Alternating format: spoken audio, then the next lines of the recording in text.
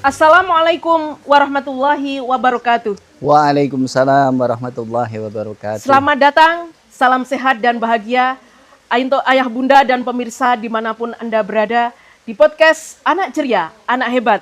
Kelompok bermain Siti Khadijah Aisyah, Watu Kebo, Antansari, Ambulu, Jember. Ayah bunda yang berbahagia, anak adalah anugerah dari Allah Subhanahu wa Ta'ala. Amanah yang harus kita jaga dengan baik. Kita didik dan kita cetak sejak dini. Anak itu menjadi anak-anak yang berakhlak mulia, yang bermental kuat, dan tentunya anak-anak yang mandiri. Baiklah, dalam episode kali ini kita kedatangan tamu spesial.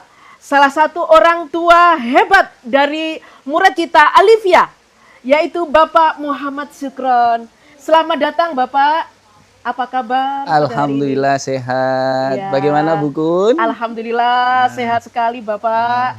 Terima kasih Bapak sudah meluangkan waktunya untuk hadir di podcast Anak Ceria, Anak Hebat, kelompok bermain Siti Khadijah Aisyah. Tentunya dengan cerita-cerita dan pengalaman serta sharing yang akan dinanti-nantikan oleh kita semua. Dan alhamdulillah kita berada di podcast dengan tema membangun kemandirian anak di rumah sejak dini. Bapak, kita mulai obrolan kita kali ini Bapak. Monggo. Kali ini dengan pengalaman dan cerita yang seru yang bisa Bapak sampaikan nanti kepada seluruh ayah bunda dan pemirsa di rumah. Oke. Baiklah Bapak, kalau di sekolah anak ketika datang, anak sudah bisa melepas sepatu sendiri Bapak dan diletakkan pada rak sepatu. Selanjutnya tasnya juga begitu, dilepas, diletakkan pada tempat yang telah disediakan bu guru. Dan ketika bermain, anak-anak ketika sudah selesai, mereka sudah berkemas sendiri dan mengembalikan juga pada tempatnya. Sungguh luar biasa anak-anak sekarang.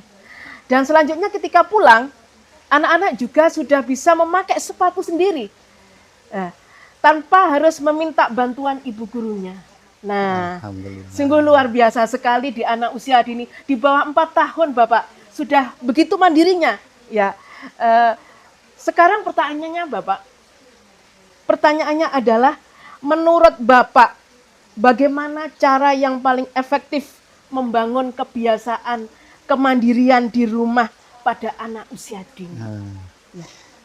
Alhamdulillah, terima kasih dari undangan TK Abah 1 Watu Kebo Antansari, Ambulu, Jember untuk menghadirkan saya di podcast ini di KB Siti Khadijah.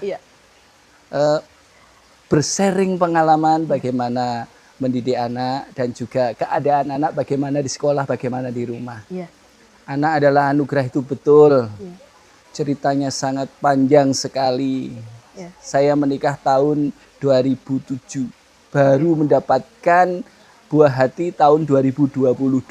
Wow. Berapa tahun? 15 tahun. Proses yang sangat panjang, berobat ke sana, terapi ke sana, terus banyak sekali usaha yang saya lakukan dan alhamdulillah Allah memberikan kepercayaan kepada saya, kepada kami selaku orang tua untuk diberikan momongan generasi penerus yang dipercayakan kepada kami. Ini merupakan amanah bagi kami. Sehingga perlu perhatian khusus dan juga syukur kami kepada Allah bagaimana mendidik anak kami menjadi generasi penerus yang solihah, yang amanah, dan generasi penerus yang berkualitas. Betul. Nah, di sini ceritanya. Anak saya itu mulai sekolah umur 2,5 tahun. Yang awalnya oleh buliknya diajak ke sekolah bermain. Saya diberikan videonya bagaimana anak belajar memanjat di prosotan itu. Diberikan oleh buliknya itu video itu. Bapak, ini Alifia sudah bisa manjat prosotan. Pada saat itu dia masih sangat sedikit sekali kosakatanya. Dan omongnya pun sulit, terbata-bata. Kalau menginginkan sesuatu itu tidak bisa diucapkan. Akhirnya dia itu meronta nangis. Seperti itu di rumah. Akhirnya saya berkeputusan, wes enaknya anak ini dimasukkan ke KB. Biar sosialisasi dengan teman sebayanya. Dan alhamdulillah Setelah 3 bulan saya masukkan di KB Siti Khadijah Watu Kebo ini, langsung dia bisa merangkai kata-kata, menjawab dengan lugas, bisa menyampaikan unek-uneknya, karena dia berkomunikasi dengan temannya. Seperti itu. Dan alhamdulillah awal itu karena dia sudah bisa berkomunikasi agak lancar dan bisa merangkai kata. Saya tanya, apa yang diajari oleh Bu Guru?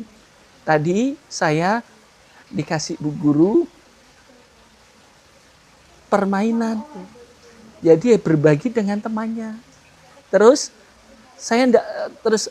waktu datang saya masih belum bisa lepas sepatu, masih dilepaskan oleh Bu Guru. Nah, itu yang awalnya. Dapat 3 bulan, dia bisa melakukan, Bapak, saya tadi bisa nyopot sepatu sendiri di sekolah, diajari Bu Guru. Itu waktu awal dia masuk 3 bulan. Nah, tapi sudah mulai bisa merangkai kata-kata itu. Nah, terus kalau di rumah, dia bermain dengan teman-temannya. Dan alhamdulillah saudaranya kan banyak, anak dari adik saya, anak dari keponakan saya. Kalau bermain di rumah, sudah permainannya jadi kemana-mana jadi satu rumah. Kalau tidak diingatkan, jelas dibiarkan, sudah lupa. Yo, dikembalikan lagi ke tempatnya. Kata Bu Guru bagaimana? Harus dikembalikan ke tempatnya, dirapikan.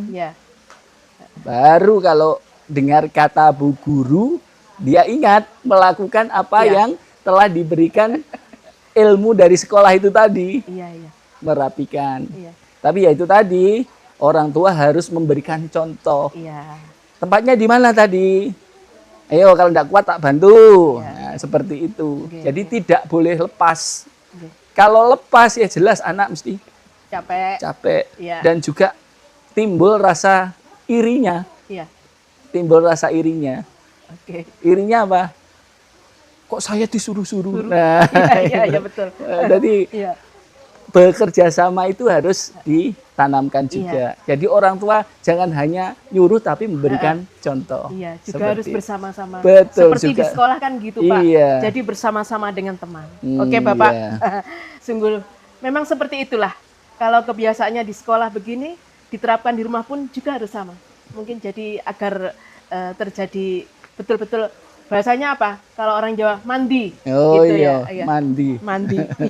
Oke, Bapak, untuk pertanyaan berikutnya, anak usia dini itu sedang dalam masa belajar mengenali emosinya sendiri, yang terkadang membuat mereka tantrum atau sulit berkomunikasi.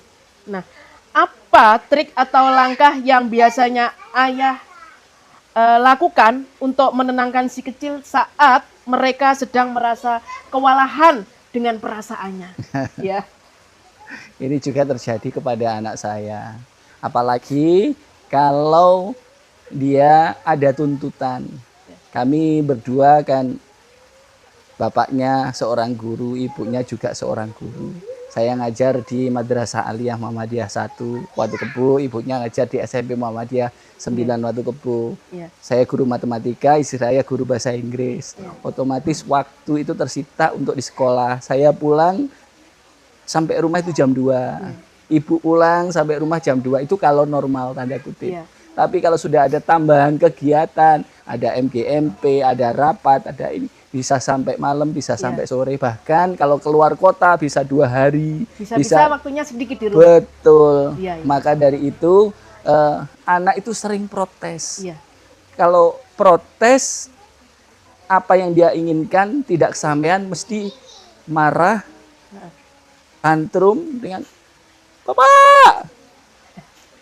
Bapak ini nggak sayang sama saya. Seperti itu. Protes. Betul. Aku sayang Bude, aku mau sama Bude saja. Itu sudah pukulan bagi orang tua. Akhirnya bagaimana cara mengatasi itu? Saya ambil hatinya, saya tanya, ada apa? Katanya mau jalan-jalan. Kamu kan nggak lihat toh, Bapak kan baru pulang dari sekolah, saya capek. Ya. Nanti kalau Bapak sakit gimana?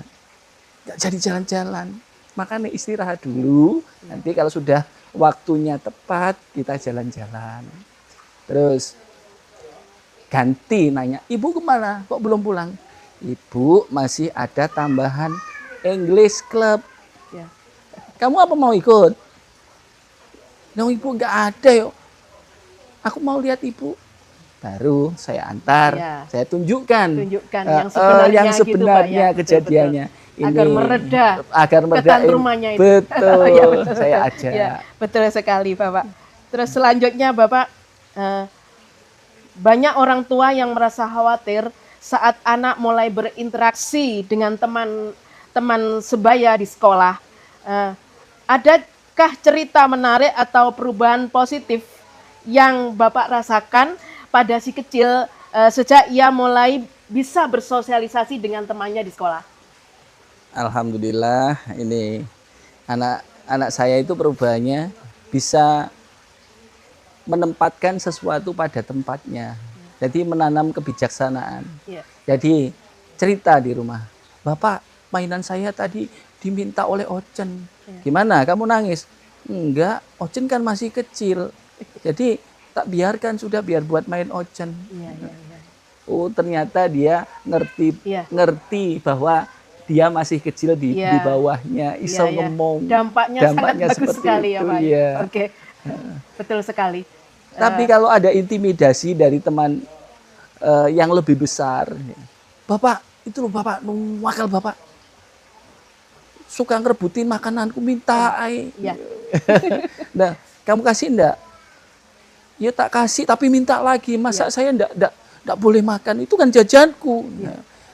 Nah, kalau sudah tinggal satu, ya dibagi sepotong-sepotong. Enggak, saya kurang Bapak. Ya. Nah, itu bisa kamu matur ke Bu Guru. Ya. Jadi ngomong ke Bu Guru jajan saya diminta ini. Ya. Biar nanti Bu Guru yang ngatasi. Kamu jangan emosi ke anaknya. Iya, tadi saya pukul Bapak.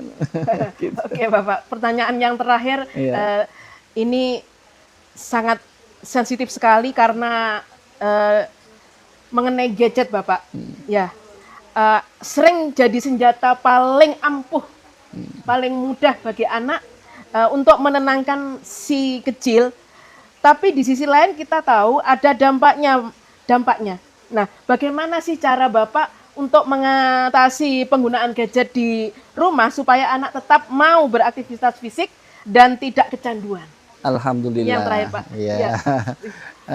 Saya cara mengatasinya untuk gadget ini, saya pakai alternatif membelikan TV digital. Oh gitu. Sehingga kalau dengan TV digital ini kami bisa memilih program-program yang sesuai dengan pendidikan anak. Iya. Okay. Jadi kalau kepingin menyanyi berarti saya carikan acara menyanyi anak-anak. Yeah.